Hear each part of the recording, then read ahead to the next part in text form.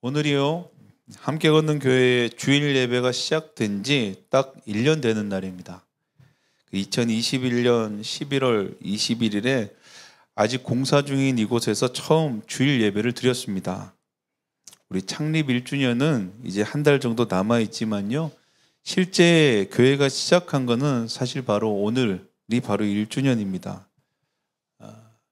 아직 공사가 완공이 되지 않아서 어수선한 가운데서 우리 이제 여의도에서 이제 넘어온 우리 윤모 형제, 정현 형제, 그리고 우리 건우 형제, 유나 부부, 그리고 우리 유석 형제, 그리고 우리 동안 간사님, 그리고 우리 함께 걷는 교회에서 그 당시에 가장 유일한 아동 우리 동빈이, 그리고 저와 제 아내가 이렇게 9명이서 여기서 예배를 드렸습니다. 그날 예배 드린 분들은 아시겠지만요, 이 교회를 시작하고 이제 막 출발하고 그 처음에 계획들이 계속 바뀌어가는 과정이라, 저도 그렇지만 여기 모여 함께 예배드리는 사람들도 불안하기는 굉장히 매한가지인 상황이었습니다. 제가 함께 이제 개척하시는 분들과 함께 나누면서 처음에는 김포에서 개척을 하겠다고 이야기를 했어요. 근데 막상 장소부터 이곳 일산으로 올 수밖에 없는 상황이 되어버리고요. 또 개척할 때 우리 함께 하셨던 분들도 있겠지만, 또 개척을 준비할 때부터 또 마음을 나누는 분들이 계셨는데, 또 함께 기도하시던 분들이 한 분 한 분 또 빠져나가기 시작할 그때가 딱 이맘때쯤이었습니다. 처음 계획이랑은 점점점 자꾸 멀어지고요, 생각했던 그림은 점점점 다른 그림으로 자꾸 바뀌어가고 있었고요, 계획이 궤도에서 자꾸 벗어나기 시작하니까요, 불안과 두려움이 막 몰려오기 시작했습니다. 이렇게 시작해도 되는 걸까? 이렇게 개척을 해도 되는 걸까?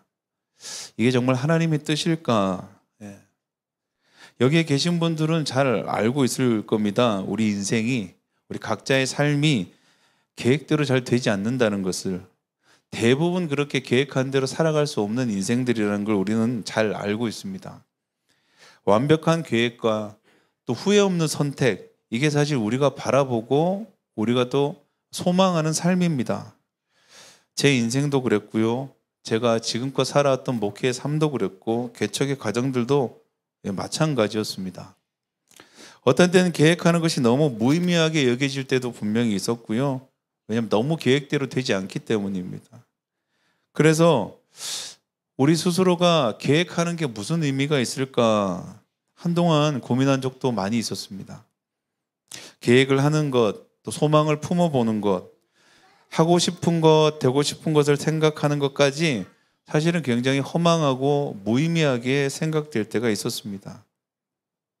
우리가 계획하고 또 준비하고 노력하는 많은 것들이요, 처음 생각했던 방향과 결론이 같은 적이 사실 별로 없기 때문입니다. 은혜라는 이름 앞에 결론은 뭔가 우리의 삶을 채우기보다는 더 허무한 마음을 더 많이 갖다 줬습니다. 그래서요, 교회가 시작되는 과정 앞에서, 지나온 시간들 앞에서 무언가를 계획하고 진행할 때마다 마음이 채워지는 게 아니라 그 마음의 그 의지와 또 의미도 사실은 점점점 사라질 때가 있었습니다. 왜 계획을 해야 될까? 무슨 계획이 있으실까? 하나님은 이 교회를 통해서, 우리의 각자의 삶을 통해서 과연 무슨 계획을 하고 계실까? 더 두려운 것은 그 계획이, 과연 그 계획이 온전케 이루어진다고 한들 내가 기쁠까라는 거였습니다. 제가 그 시간을 지나면서 조금 알게 된 것은, 우리가 계획을 한다는 것은 단지 출발에 지나지 않는다는 것이었습니다. 우리가 계획한다는 것은 단지 시작점에 불과하다라는 거였습니다.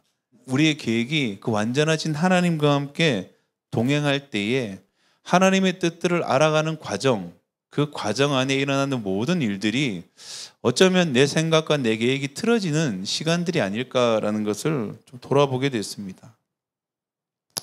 우리가 선택을 해야 하는 순간들, 그 계획이 바뀌어지는 순간들, 계획이 다른 그림으로, 그래서 너무나 낯선 모습으로, 낯선 방향으로 걸어갈 때 우리는 과연 무엇을 선택하고 무엇을 통해서 우리가 그것을 또 다른 계획을 바라봐야 할까라는 겁니다.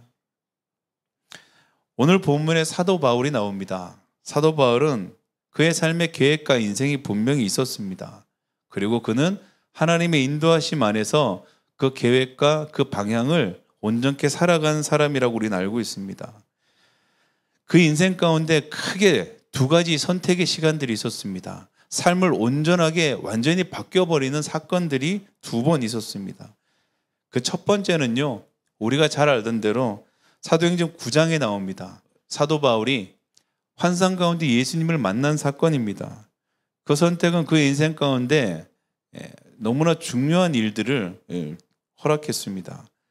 박해자요 핍박자였고 그 바리새인에서 사도요 순교자요 또 그리스도인으로 변하게 되는 굉장히 놀라운 사건이었습니다. 그리고 사도 바울에게 두 번째 변화의 사건은 사도행전 16장에 일어나는 아시아에서 마케도니아로 부르는 환상의 사건이었습니다. 둘 다 확실한 하나님의 부르심이 있었습니다. 그런데 첫 번째 선택은 우리가 너무 잘 알던 대로 우리가 말하는 은혜의 선택이었습니다. 그런데 두 번째 선택은 그의 인생 가운데 정말 쉽지 않은 고난의 선택이었습니다. 우리가 흔히 성경을 읽으면서 바울의 사역을 얘기할 때 주후 35년이라 그럽니다. 그 기준으로 1차 전도여행과 사도행전 15장 예루살렘 회의까지의 그 사역을 전반기 사역이라고 얘기합니다. 그 전반기 사역은 다메섹에서 예수님을 만나 바울이 활동했던 첫 번째 사역을 얘기하고 있습니다. 그 선택, 그 변화는요, 우리가 알던 대로 너무나 강력한 은혜의 사역이었습니다. 그 은혜는 사도 바울의 마음을 가득 채우고도 남았습니다. 이 시기에 사도 바울 물론 박해는 받았지만요, 사역의 열매들이 있었습니다. 우리가 알고 있는 소아시아의 7교회가 그 당시에 세워졌고요.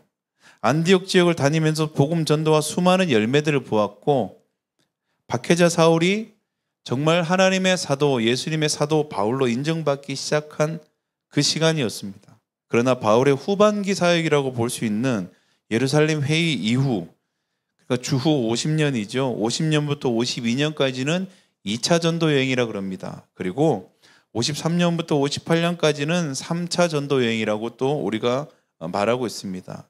그리고 59년부터 68년 결박되어서 순교의 사역으로 마무리될 때까지 이 전반기와 후반기 사역에 딱 갈림길이 되는 사건이 있었습니다. 이게 바로 우리가 알던 대로 두 번째 선택이죠. 무시아에서 마케도니아로 걸어가는 인도되는 환상의 사건이었습니다. 원래 계획대로였으면 그는 무시아를 통해서 다시 소아시아의 7교회에 복음을 다시 전하러 갈 예정이었습니다. 그 길은 보장받는 길이었고 어쩌면 그 길은 그의 삶 가운데 계획한 일 가운데 너무 중요한 일이었을 것입니다. 그런데 환상 가운데 그의 길이 틀어지기 시작했습니다. 그의 계획이 어긋나기 시작했습니다. 그런데 그 2차 전도 여행이 처음부터 삐걱거리기 시작했습니다. 사도행전 15장에 보면요, 요한 마가라는 사람이 나옵니다. 이 요한 마가로 인하여서 그의 평생 동지인 바나바와 헤어지는 사건이 일어납니다.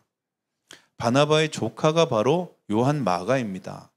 그래서 마가가 바울과 틀어지기 시작하면서 이 바나바와도 바울이 틀어지기 시작합니다. 바나바가 어떤 사람입니까? 바울에게서는 정말 은인 같은 사람이었습니다. 많은 사람들이 바울이 그리스도로 개종한 다음에도 사람들이 계속해서 바울에 대한 의심의 눈초리를 지우지 않았습니다. 왜냐하면 살인자였고 박해자였고 우리가 너무 사랑하던, 우리 공동체가 너무 사랑하던 스테반이라는 그 집사를 직접 돌로 쳐 죽인 사람이 바로 바울이었습니다. 여러분 한번 생각해 보십시오. 우리가 너무 아끼던 사람을 죽인 살인자를 우리 공동체에, 그것도 목사님으로 받아들일 수 있겠습니까? 쉽지 않은 일입니다. 그 일을 보증서 주고 그 일을 사람들에게 적극적으로 변호해 준 사람이 바로 바나바였습니다. 바나바는 그 당시에 가장 존경받는 공동체의 한 사람이었습니다. 그래서 바울은 바나바에게 평생 고마워하며 그 바나바와 함께 모든 사역의 마무리가 될 것이라고 생각했습니다. 그런데 요한 마가라는 그 한 청년 때문에 두 번째 사역이 틀어지기 시작합니다. 틀어지게 된 사건도 사실 마가에게는 책임은 없습니다. 왜냐하면 계획했던 대로 가야 하는데 바울이 갑자기 그 계획을 틀었기 때문에 이 모든 일이 일어났습니다. 마가라는 청년은 바울을 따라가지 못하겠다 그러면서 떠나버렸습니다. 그러므로 인해서 그의 평생 친구였던, 평생 동지였던 바나바까지 잃는 사건이 일어났습니다. 그리고 그 다음부터는요, 부득이하게 실라라는 사람을 데리고 바울이 이제 전도여행을 떠나기 시작합니다. 그래서 1차 전도여행까지는요, 바울과 바나바의 얘기들이 많이 나오는데요, 2차 전도여행부터는 바울과 실라의 얘기가 많이 나오는 이유가 여기에 있습니다. 처음부터 삐걱거리는 사역, 그 우여곡절 끝에 시작한 사역이 계획이 바뀌고 마케도니아의 환상 가운데 그 후반기 사역에는요, 우리가 너무 잘 아는 대로 바울은 4번이나 감옥에 갇힙니다. 그리고 결박되어 결국에는 로마로 압송되어 순교를 당하게 됩니다. 이 빌립보서를 쓸 당시도요, 바울이 감옥에 있었다고 성경학자들은 추측하고 있습니다. 빌립보서를 쓸 당시 바울은 가이사라나 에베소나 로마의 그 감옥, 세 감옥 중 한 곳에 있었다고 사람들은 생각합니다. 가장 유력한 것이요, 에베소와 로마에서 쓰여졌다는 그런 학설들이에요. 그렇죠? 그때가 언제냐 하면요, 한 51년, 한 56년쯤이에요. 그쯤이면 바울이 이제 자기의 사역을 이제 마무리할 때입니다. 그때에 비두니아에서 마케도니아로 그 선택이 이 바울의 사역 가운데서는요, 우리가 말하는 꽃길을 버리고 가시밭길로 걸어가는 그 순교의 사역. 여러분 한번 인생을 돌아보십시오. 내가 선택을 한번 했는데 그 선택이 내 삶을 이렇게 뒤죽박죽 만들었다면 그 선택을 후회하지 않겠습니까? 바울이 그때 그 환상을 따라가지 않고 아시아로 갔다면 그런 4번이나 감옥을 가지 않아도 됐었고요. 그는 지금 마지막 이 순교의 자리, 이 감옥에서 죽음을 기다리진 않았을 것입니다. 지금 그는 죽음을 기다리는 한 사형수의 몸으로 편지를 쓰고 있습니다. 죽을 날을 기다리고 있는 이 사도 바울, 그 두 번째 선택에 의해서 그의 인생은 사람이 보기에는 정말 엉망진창이 되어버린 삶을 살아가고 있는 이 한 외로운 선교사가요, 빌립보 감옥에서, 아니면 에베소 감옥에서, 아니면 로마 감옥일지 모르겠습니다. 그 어두컴컴한 지하 감옥에서 이렇게 편지를 씁니다. 오늘 본문이지요. 형제 자매 여러분, 아직 내가 완성됐다고 생각하진 않습니다. 나는 오직 한 가지만 바라봅니다. 뒤에 있는 것은 생각하지 않습니다. 그리고 앞에 있는 걸 향해서 더욱더 내 몸을 내어 밉니다. 그래요. 그리고 그리스도 예수 안에서 하나님께서 위로부터 부르신 그 부르심의 상을 받으려고 여전히 나는 목표점을 향해 달려가고 있습니다. 그래요. 두 번째 선택이 내 삶을 정말 힘들고 어렵게 하더라도 그 선택을 후회하는 것이 아니고요, 지금도 나는 목표가 되신 분을 바라보고 달려가고 있다고 얘기합니다. 여전히 감옥에서 썼다고 전해지는 디모데후서 4장 7절에서 8절도 이렇게 얘기합니다. 나는 선한 싸움을 다 싸우고 달려갈 길을 마치고 믿음을 지켰습니다. 이제는 나를 위하여 의의 면류관이 마련되어 있으므로 의로운 재판장이신 주님께서 그날에 그것을 나에게 주실 것이며 나에게만이 아니라 주님께서 나타나시기를 사모하는 모든 사람에게도 주실 것입니다. 이렇게 고백합니다. 여전히 감옥에서 쓴 편지입니다. 나는 오늘 내가 살아온 이 삶들, 세상 사람들이 보기에는 너 정말 선택 잘못했구나. 너 그때 그쪽으로 갔었으면 안 됐지. 너 그냥 아시아로 갔었어야 해. 너가 괜히 신실하다고 해서 했던 그 선택이 너를 얼마나 힘들게 했는지 너가 돌아보라는 거예요. 우리의 눈에 보기에도 마찬가지입니다. 우리 주변에 바울 같은 사람이 있다면 우리는 그렇게 얘기하지 않겠습니까? 너가 선택을 잘못해서, 너가 그때 생각을 잘못해서 네가 지금 인생이 이렇게 어려워진 거야 라고 생각했을 때 우리 스스로 생각해도 우리가 그 선택을 후회하지 않겠습니까? 라는. 근데 바울은 그의 서신서에 한 번도 후회한다는 표현을 쓴 것이 없습니다. 왜냐하면 그의 선택의 중심에 그가 무엇을 보았는가라는 거예요. 그의 선택의 중심에 그가 누구를 붙들었는가라는 거예요. 어떤 선택이기에 사도 바울은 이렇게 당당할 수 있었는가라는 거예요. 빌립보라는 도시의 특성이 있습니다. 마케도니아로 방향을 향하고 첫 번째로 갔던 도시, 유럽을 향했던 그 도시가 바로 빌립보라는 도시입니다. 근데 그는 빌립보에서 루디아라는 이방인들을 만났습니다. 그 이방인들을 만나서 빌립보의 교회를 세우기 시작했습니다. 이 빌립보는 그래서 바울에게는요, 그 하나님의 인도하심 두 번째 선택에서 가장 처음 경험했던 하나님의 예수님의 표대였습니다. 바울은 이전까지 1차 전도여행에는요, 어떻게 전도를 했냐 그러면요, 일단 도시에 도착하면 유대인들이 모이는 회당으로 갔습니다. 회당에 가서 회당에 있는 사람들과 율법을 토론했습니다. 율법을 토론하고 예수님이 왜 그리스도인지 메시아인지를 그들에게 증거하였습니다. 그의 지식과 지혜를 통해서 그는 유대인들과 율법을 논쟁하고 예수 그리스도가 그리스도임을, 진짜 하나님의 아들임을 그의 언변으로 증명했습니다. 그리고요, 회당에 있는 유대인들을 통해서 교회를 세우기 시작했습니다. 그런데 이곳 빌립보에는 회당도 없고 유대인들도 살지 않았습니다. 그가 이제껏 사역했던 방법, 교회를 세워갔던 방법과는 너무나 다른, 이제 그가 할 수 있는 것이 아무것도 없었습니다. 그의 지식도 소용이 없었습니다. 그의 율법도 소용이 없었습니다. 그가 전하는 복음은 그 이방인들에게는 아무런 소용이 없었습니다. 시작할 수 있는 출발점도 없었습니다. 그저 항구에 막연히 이곳에 와서 아무것도 할 수 없는 한 선교사가 그냥 멍하니 항구에 머물러 있을 때 우연히 만났던 사람이 그 당시 그곳에서 염색 장사를 하고 있던 루디아였습니다.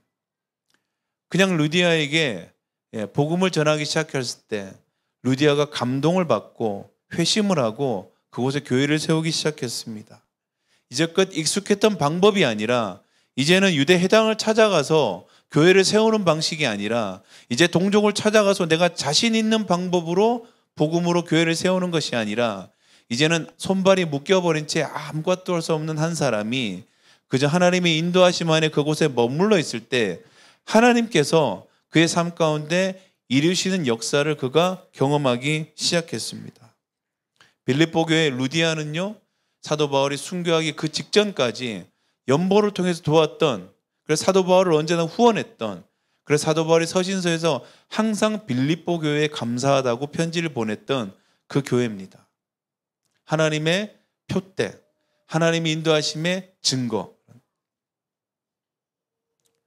두 번째 선택 앞에 후회하지 않는, 두 번째 선택 앞에 낭망하지 않는, 두 번째 선택 앞에 좌절하지 않는 비결이 하나 있습니다. 무엇을 붙들고 있는가라는 것입니다. 무엇을 바라보았는가라는 것입니다.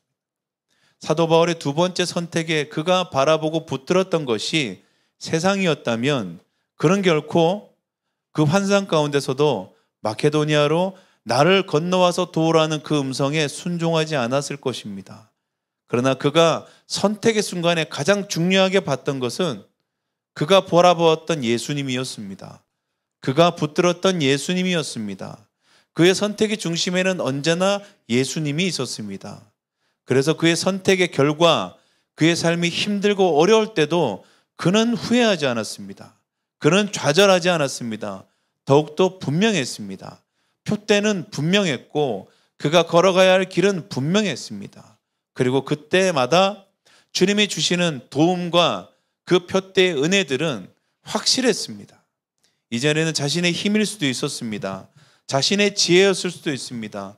그래서 사도 바울이 그의 생을 마감하며 마무리하며 그가 고백했던 한 가지 고백은 내가 알고 있는 모든 지식이 해롭다였습니다. 내가 있는 모든 지식이 어쩌면 하나님의 영광을 가리웠다라는 것입니다. 그는 분명히 보았습니다.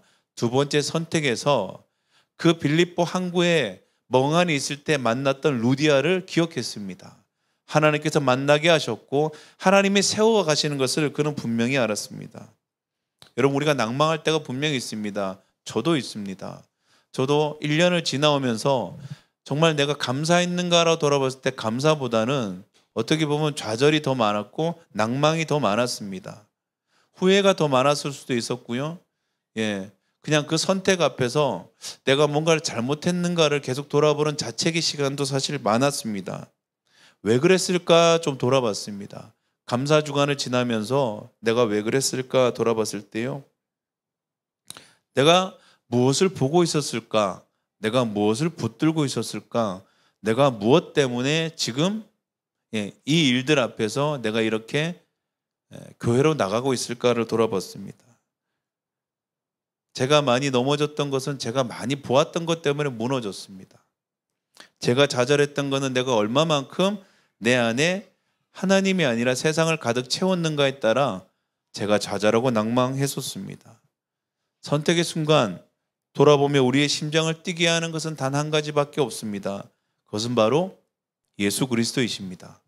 그분을 바라보고 붙드는 가였습니다. 표대이신 예수님이 우리의 선택의 항상 중심에 계셨다면 우리는 그 어떤 선택 앞에서도 후회하지 않을 것입니다. 우리는 어떤 선택 가운데서도 그 상황이 가로막히더라도 좌절하지 않을 것입니다. 한 해를 돌아보며 그래도 우리 교회 안에서 사진을 많이 찍었더라고요. 제 클라우드의 사진첩에 이렇게 쭉 있는데 휑한 이 공간 안에 우리 유석 형제가 여기서 기타를 치고 있더라고요. 예. 그게 첫 예배였어요. 첫 사진이었고 이제 제가 보기엔 다음 주였어요. 다음 주가 우리가 막 크리스마스 준비한다고 이제 막 트리를 할 때였어요. 그렇게 시간 지나온 1년 동안 계획대로 된 것은 아무것도 없었고요. 또 누군가에게는 수많은 오해들과 또 그것을 해명할 수조차 없는 기회들 가운데 시간을 보냈던 적도 분명히 있었습니다. 저 혼자만 똑바로 가면 되겠지라고 생각해서 스스로 옳다고 판단했던 것들에 오류들도 분명히 있었고 또 여기까지 오면서 불과 1년밖에 되지 않았지만 또 지치고 상한 심령들도 있었습니다. 그렇게 또 돌아봤습니다. 우리 함께 걷는 교회 성도들. 이 불안한 환경 가운데 어쩌면 각각이 섬겼던 그 교회들은 크고 또 사람들도 많이 있고 안정감을 누리던 그 교회에서 올 때마다 사람은 텅텅 비어 있고 또 내가 오지 않으면 난자리가 너무 크게 나는 그런 예배의 자리에서 또 예배의 자리를 채워야 한다는 그 부담감들과 예배로 나올 때마다 이 낯선 걸음이 얼마나 힘들었을까를 좀 돌아봤습니다. 제가 느꼈던 불안과 두려움처럼 여기 계신 분들도 매주가 참 고민이 되고 매주가 참 두려웠던 시간이었겠구나라고 싶습니다. 익숙한 곳으로 가고 싶은 마음도 분명히 있을 것이고 또 이곳에 적응하고 정착하고 새로운 사람을 만난다는 것이 얼마나 힘들고 또 매주가 부담스러운 일일까라고 생각도 많이 되었습니다. 1년이 지난 우리의 모습이 이 모습이라면 또 다음 1년 우리 추수감사 주일 예배 때 어떤 모습으로 이곳에 있을지 모르겠습니다. 평생 우리 동지라고 생각했던 바울과 바나바가 그렇게 2차 전도여행을 앞두고 서로가 보지 못할 정도로 헤어지는 그런 경우처럼 우리가 여기에 또 있는 사람도 있고 없는 사람이 있을 수도 있습니다. 새로운 사람이 와서 헌신하고 있을 수도 있고요. 또 우리가 떠난 사람들을 또 그리워할 그럴 수도 있겠다라고 생각이 듭니다. 어떤 모습인지 모르겠습니다. 어떤 모습으로 우리가 또 1년을 보내고 또 우리가 어떤 모습으로 1년을 지나왔는지 우리 스스로도 알 수 없는 채 이렇게 왔습니다. 그러나 지나온 시간들 앞에 우리의 선택을 우리 스스로 후회하고 우리 스스로 힘들어하는 것이 아니라 우리가 이제 1년을 지나오고 또 1년을 지나갈 때는요. 우리가 선택하는 그 표대에 바라보는 방향에 우리가 붙들고 품고 소망하는 것에 우리가 예수님이 분명히 함께 계셔야 됩니다. 그 예수님이 함께 하신다면 우리는 사도 바울처럼 이제 이 1년 후에 우리가 드려진 예배에 우리 모두가 당당하게 고백할 수 있을 것입니다. 나는 표대를 향하여 1년간 달려왔습니다. 나는 내가 한 일들은 잊어버립니다.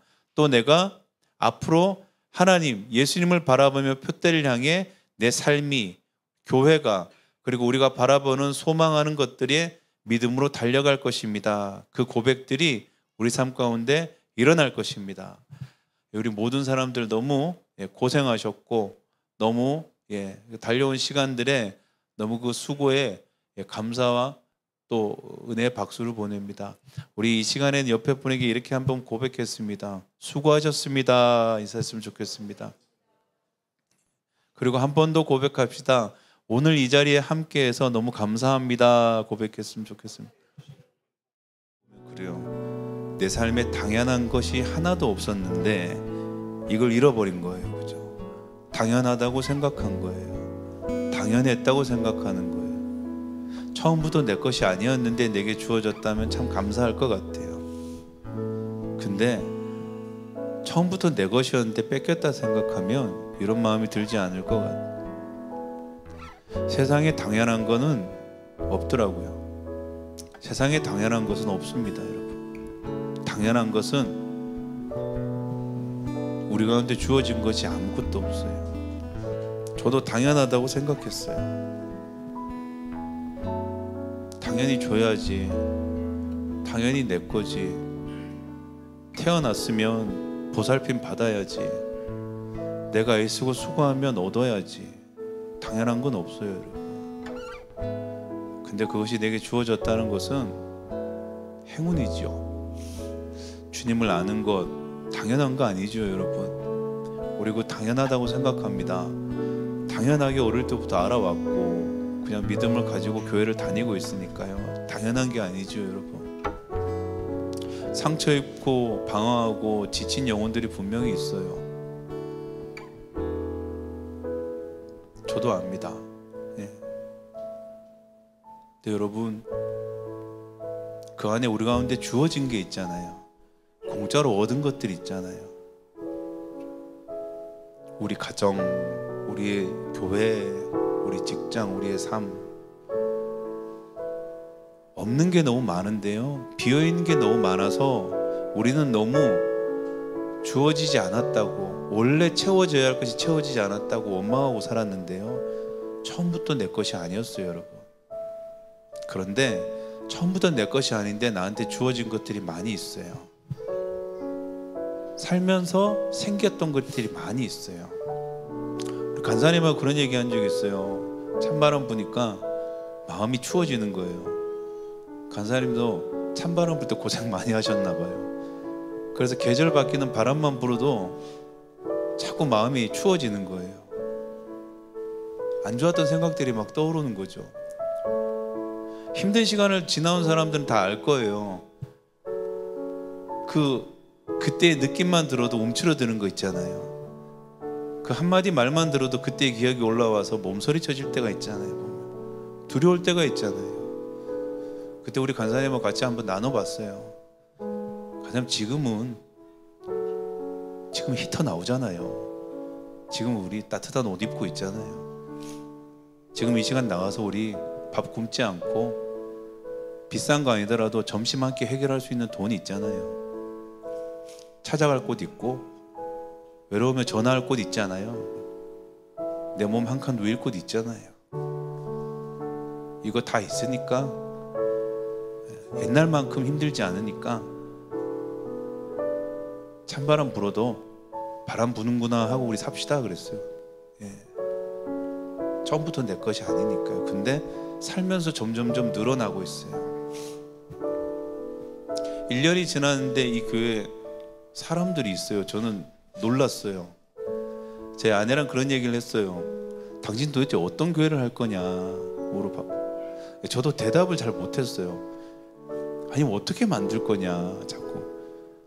저도 모르겠어요. 근데 1년이 지나니까 저 뒤쪽에 애들이 저렇게 가득 차 있어요. 보면 처음에 시작할 때 애들은 생각도 안 하고 있었어요. 예. 내 것이 아니었는데 우리 가운데 허락된 것들이죠. 벌써 뱃속에 2명의 생명이 생겼잖아요. 우리 2명 전도했어요. 예. 내년 되면 우리 건우 형제 전도상 받을 거예요. 예. 이렇게라도 전도해야죠, 그죠? 예. 그렇게 됐어요. 우리 유석 형제 결혼해서 성도 1명 더 생겼어요. 예. 우리 것이 아니었어요, 사실은. 근데 생기는 거예요. 우리가 계획했던 것이 채워지면 우리가 불안하진 않겠습니다. 그런데 계획하진 않지만 하나님의 인도하심이 우리의 삶을 흔들 때도 있지만 우리가 생각했던 것과 전혀 다른 길로 걸어갈 때도 있지만 한 가지 믿읍시다.